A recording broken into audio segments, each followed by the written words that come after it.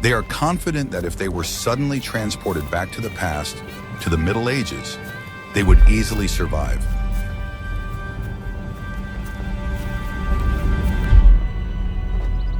Their lives are marked by a calendar. Their daily routine is filled with the noise of cities and digital streams. But they forget that knowledge without context and without tools is just an abstraction. The knowledge they are so proud of has no practical value without modern technology and developed infrastructure.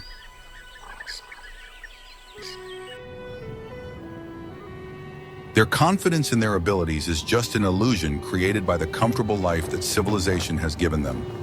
Watch until the end, and you'll find out why your last 24 hours could be your last.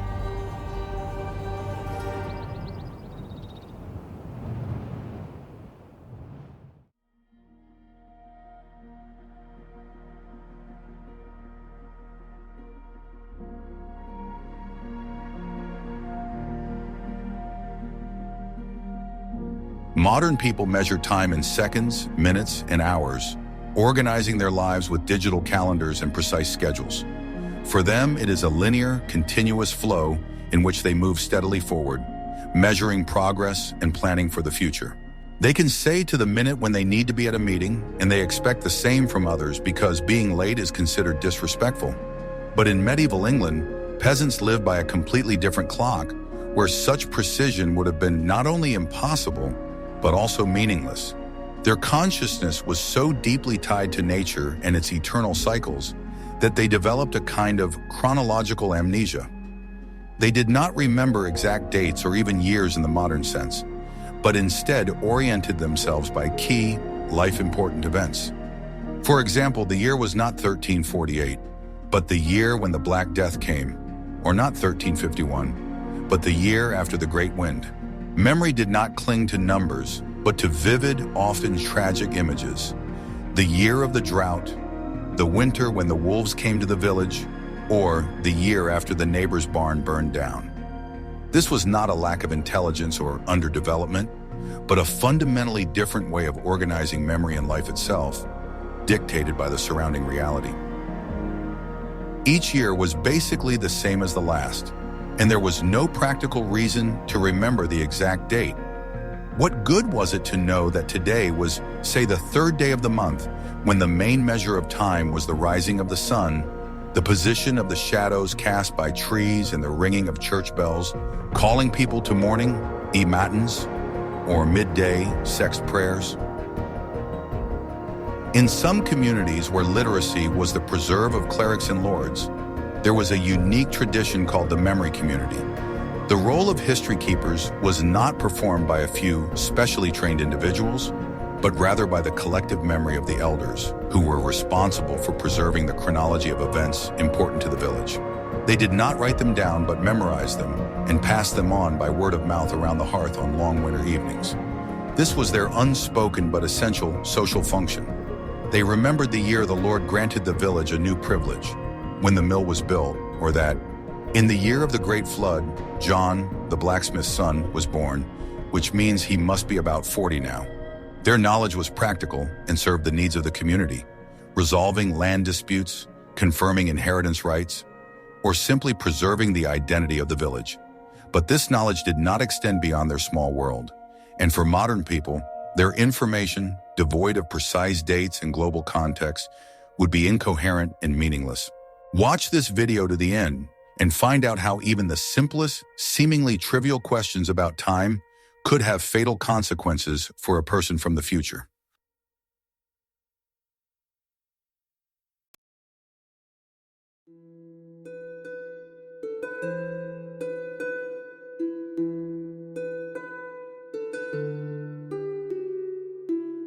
Modern people believe in the law, the police, and the courts. For them, these institutions are a guarantee of their safety and rights. They know that if they are wronged, they can seek protection. They are confident that justice will be restored. This belief in the legal system is the foundation of their worldview. They are accustomed to justice being a long but at least predictable process involving lawyers, evidence, and appeals. They understand that decisions are made based on laws, not personal beliefs. They can appeal a verdict they believe to be unfair, and this possibility gives them a sense of security. This system seems to him to be the only correct one. But in medieval England, there was what could be called legal nihilism. The concept of law was vague, and each feudal lord interpreted it in his own way. Laws passed by the king were difficult to reach the peasants, and their interpretation was very loose, depending on the mood of the local feudal lord. This created a system where power was above the law. Instead of a formal court, they had a communal court consisting of elders and respected people. This court did not follow the laws but was based on common sense and community morals. Its decisions were not aimed at punishment, but at restoring order and social harmony. The purpose of the court was not to punish the guilty, but to resolve conflicts that could destroy the community. For example, if someone stole bread, they were not sent to prison. Instead, he might be forced to work in the fields to make up for his mistake, or he might be expelled from the village. These measures were intended to make him understand his mistake and return to the community as a full member. Prison would have been pointless because it did not solve the problem. The most interesting thing is that in some communities there was a so-called court of witnesses. If a person was accused of a crime, he could bring 12 witnesses who had to swear that he was innocent. If he did so, he was acquitted. But these witnesses had to be from his community, and they had to be respected people. If a modern person who has no friends or acquaintances in the village tried to use this method, no one would believe him. His witnesses are his word, and the word of a stranger carries no weight. What would happen if he tried to appeal to justice or the law? His words would be meaningless because in their world, the law is what the community court decides. And if he tried to protest, he would be taken for a madman or a heretic, which would be much worse for him. His attempts to explain what a constitution or the presumption of innocence is will be met with a wall of incomprehension. This solution seems impossible, but that is exactly what we will discuss next. Stay with us.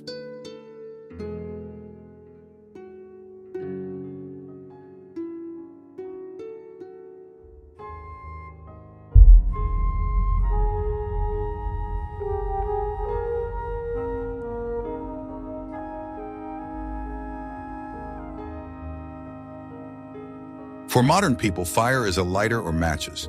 They perceive fire as something ordinary that can be obtained at any moment. For them, it is simply a tool that can be used and turned off when it is no longer needed. They do not think about its significance. But in medieval England, fire was not just a source of heat. It was part of the home that had to be maintained. Fire was the heart of the home, its soul, its protection. If the fire went out, the house was considered dead. It was a symbol of life and had to be protected. In some regions, there was a tradition that the fire in the hearth should never go out. This tradition was not just a habit, but part of their worldview. They believed that fire was the soul of the home, and if it went out, the home would die. They passed this tradition down from generation to generation. It was not just a practical necessity, but a religious ritual. They believed that fire protected the home from evil spirits, and that it was a link between the world of the living and the world of the dead. They believed that fire was a gift from the gods. It was so deeply ingrained in their culture that they could not imagine life without this tradition. They believed that fire was a home flame that protected the house from evil spirits and was a symbol of life and prosperity. They believed that fire purified the air and gave them warmth and light. It was not just fire, but their life. They were completely dependent on it. What would happen if a modern person, unaware of this, extinguished the fire? They would not just leave the house without heat, but would violate an ancient ritual that, in their opinion, protected the entire family. Their actions would be perceived as sacrilege, as something that brings misfortune to the house. They would be considered an enemy, and he would be taken for a man who brought trouble and misfortune upon the house. He could be expelled from the village or even executed. They would consider him guilty of bringing misfortune upon them. They would not be able to understand that he simply did not know. And he won't be able to explain that he just wanted to save firewood. Because in their world, fire wasn't a resource that could be saved, but a sacred symbol that had to be protected. He'll talk about resources, and they'll think about spirits. His logic will be meaningless to them. And how did they keep the fire going when they ran out of wood? They used forgotten technologies. For example, in some regions, they made peat briquettes, consisting of peat mixed with straw and clay. These briquettes burned very slowly and gave off a lot of heat, which saved wood. But modern people don't know how to make them, and even if they did, they wouldn't be able to find the necessary materials. They would have to look for firewood in the forest, but they don't know which trees can be cut down and which cannot. How did they keep warm without knowing what heating was? They didn't just keep a fire going, they used heating stones.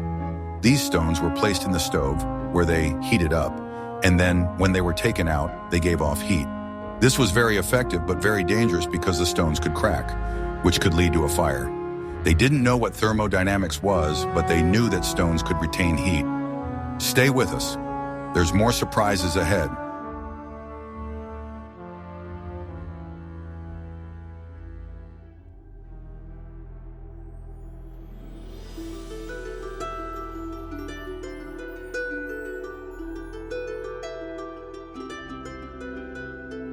It was made from rough, natural materials such as linen and wool. These materials were durable, but not very comfortable. They were heavy, and they weren't pretty, but they were the only ones available. It protected them from the cold, rain, wind, and even wild animals. It was their only way to survive in harsh conditions. They couldn't just buy new clothes if they tore, so they wore them until they were worn out. It was their only hope. It was part of their survival. Without clothes, they couldn't work in the fields, they couldn't go into the forest, they couldn't even sleep. It was their protection, their armor, their life. They couldn't imagine life without it. But it was not just clothing, it had social and religious significance. For example, in some regions, peasants were forbidden to wear brightly colored clothes because it was a privilege of the nobility. Also, depending on the fabric from which the clothes were made, it was possible to determine which class a person belonged to. What would happen if a modern person came dressed in bright clothes? They would be taken for a madman or a spy. They would stand out from the crowd, and this could attract attention. And in medieval England, attention was dangerous. Their clothes would not be able to protect them because they were not suited to life in the Middle Ages. How did they make clothes? They didn't buy them in stores, they made them themselves. They spun wool, wove fabric, and sewed clothes. It was very labor-intensive, and they didn't have time for fashion. Their clothes were simple but very durable. What would he do if his clothes tore and he had no needle or thread to repair them? His clothes, made of synthetic materials, would be impossible to repair, and he would be left without protection from the cold and moisture. Keep watching to understand the whole point.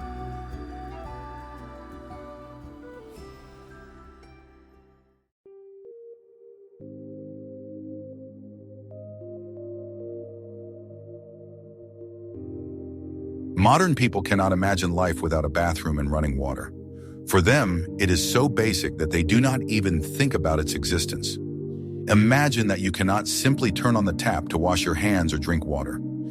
This idea seems absurd and completely unrealistic for our time. But in medieval England, things were very different. Hygiene was not just absent, it was practically non-existent. Cleanliness was not a value, and people did not understand why it was important. Their world was a world of dirt and smells, and they saw nothing wrong with that. Running water was only available in some cities, and even then, not in all homes, while villagers relied on wells and rivers. These water sources were dirty because waste was dumped into them, and no one thought that this could lead to disease. They drank this water, washed their clothes in it, and bathed in it without thinking about the consequences. Toilets were either in the street or non-existent. This meant that people relieved themselves wherever they could, creating ideal conditions for the spread of infection. It was a world where dirt was the norm and cleanliness was the exception. People relieved themselves in the streets, in ditches, or in special pits. These pits were full of sewage and were breeding grounds for disease. It was so commonplace that no one even paid attention to it, and it was part of their everyday life. And no one considered it bad because it was part of their everyday life. They did not know what germs and bacteria were, and they did not understand that dirt was a source of disease. Their world was so far removed from ours that we cannot even imagine it. What would happen if a modern person, accustomed to clean water and hygiene, could not adapt to this? Their body, accustomed to sterile conditions, would not be able to cope. They would be constantly ill, and their body would be unable to fight off infections. It would be hell for them. They would not be able to drink dirty water because their bodies are not used to it. This water would be poison to them, and they would suffer from stomach disorders, which would be very dangerous in the absence of medicine. They would try to find clean water but would not find it, and this would lead to their death. He will suffer from infections, which will be very dangerous in the absence of medicine. Even a simple wound or scratch could be fatal for him. His body will not be able to fight off bacteria, and he will die of blood poisoning.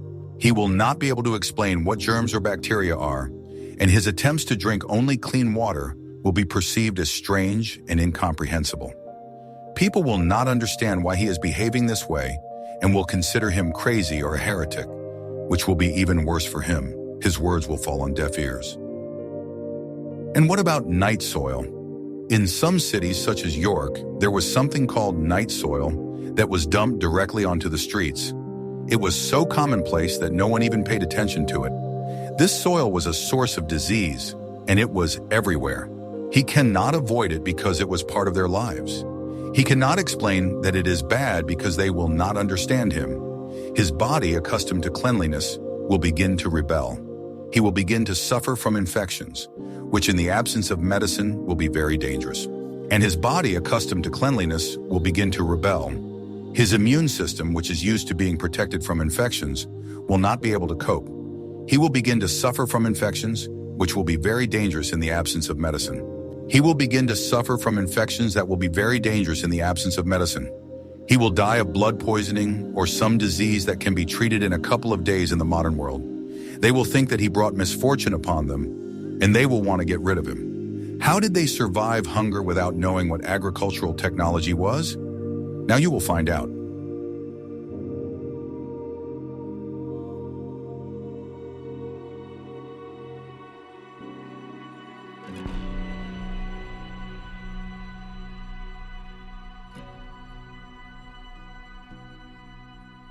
A man who could not work the land was doomed.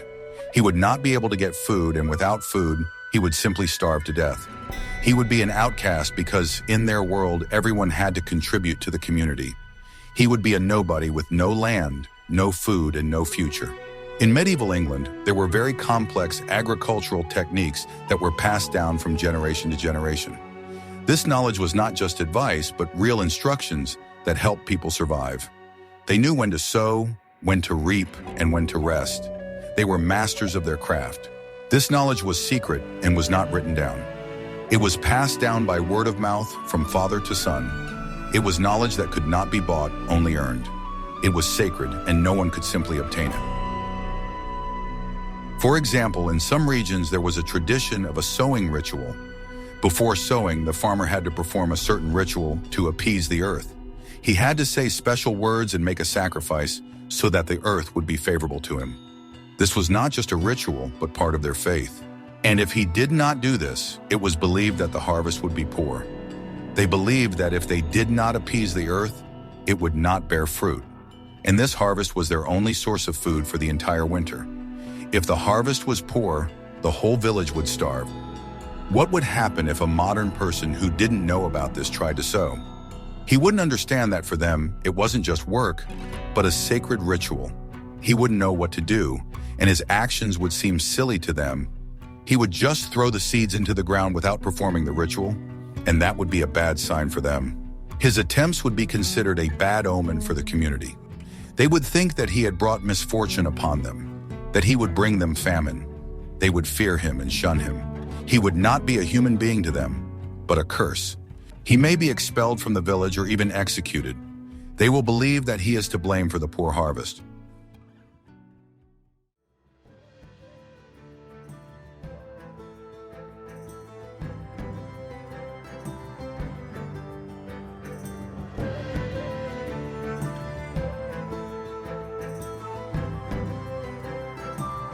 Doctors were not scientists, but rather priests or shamans who tried to drive evil spirits out of people. They did not engage in treatment, but rather in religious rituals. They had no education, and their methods of treatment were very strange. They did not know what anatomy was and did not understand how the human body worked. Their knowledge was based on superstitions and old beliefs, not on science. They believed that disease could be expelled from the body. For example, they might perform bloodletting, believing that this would help expel evil forces from the body. They would make incisions in the skin to release bad blood, which they believed was the cause of disease. This method was very dangerous and often led to death, but they believed it was the only way to save a person. They did not know about the existence of infections, and their methods often only worsened the patient's condition. What would happen if a modern person who fell ill could not be cured? They would try to explain that they need antibiotics, but no one would understand them. They would talk about viruses and bacteria, but their words would sound like gibberish. Their attempts to explain that they need help would be perceived as madness. Their words would be meaningless. And his body, accustomed to modern medicine, will be very vulnerable. His immune system, which is used to being protected by drugs, will not be able to cope. He will die from the simplest of illnesses, which in the modern world can be treated in a couple of days. He will suffer from infections that were commonplace in their world. And what about the street healers? They were unlicensed and their medicines were very dangerous. They did not know which herbs were poisonous and which were not. They mixed different herbs and roots, and their medicines could be deadly. They did not understand how these herbs interacted with each other, and their medicines were pure lottery. For example, they might sell magic powders that were made from poisonous herbs. These powders, in their opinion, were supposed to drive evil spirits out of a person, but in reality, they were poisonous and could kill a person. They didn't understand dosage, and their medicines were deadly. And modern people who don't know about this can get poisoned. They will think they are getting help, but in fact, they will be taking poison. They will not be able to explain that it is poison because they will not understand. Their attempts to warn others will be perceived as attempts to harm them. The answer to this question is much more interesting than it seems. Stay tuned.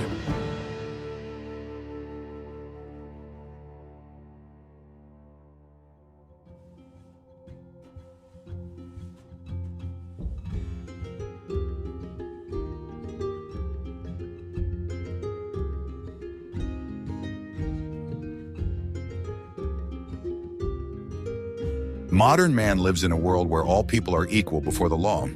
He can communicate with anyone, regardless of their social status. He is not afraid to look into the eyes of a person who occupies a higher position because he knows that he has the same rights. But in medieval England, there were unwritten, taboo laws. Society was strictly divided into classes: nobility, clergy, and peasants. Each person had their place in society from which they could not escape. Their place in society was predetermined at birth, and they could not change it. It was not just a rule, but a law. This rigid hierarchy permeated all aspects of life, from everyday trifles to the most important decisions, and left no room for personal freedom. For example, peasants were forbidden to look nobles in the eye. This was considered disrespectful and could be punished. It was not just a rule, but a law that no one dared to break. They believed that if a peasant looked a nobleman in the eye, he was showing pride, and pride was a sin. This was so deeply ingrained in their culture that they couldn't imagine life without this rule. And as for the social ladder, it didn't exist. A peasant was a peasant, and he couldn't become a nobleman. His place in society was predetermined at birth, and he couldn't change it. It wasn't just a rule, it was a law that no one dared to break. It was part of their lives, and they could not imagine a different reality where a person could climb the social ladder. The system was designed to suppress any ambitions and aspirations for change, and any deviation from the established order was perceived as a threat to stability. And modern people who are unaware of this may try to break these rules. They will try to socialize with the nobility and get jobs that do not correspond to their status. They will think that they can change their destiny, but they are mistaken. They will try to prove that they are worthy of more, but their words will fall on deaf ears. And they will simply be excluded from society. They will be considered an outcast and will not be able to find their place. They will be alone, without friends, without family, without a future. They will not be able to understand that their attempts to change their fate were perceived as a threat to the whole society. Thus, if a modern person found themselves in the Middle Ages, a very sad fate would await them. Their knowledge of which they are so proud would be useless without context and without tools. They would not be able to adapt to their way of life, their habits, their laws. He would not be able to find a common language. He would not be able to find food. He would not be able to protect himself from disease. His body, accustomed to comfort, would not be able to withstand the harsh conditions. He would not be able to understand social hierarchy or the law of the jungle. He would be a stranger whom no one would understand. His life, which seemed so stable to him, would be destroyed in 24 hours. And he would realize that his knowledge without practical experience is nothing but empty words. What do you think about this part of the story? What people or times would you like to learn about in the next episode? If you enjoyed this video, be sure to subscribe to our channel so you don't miss any new stories.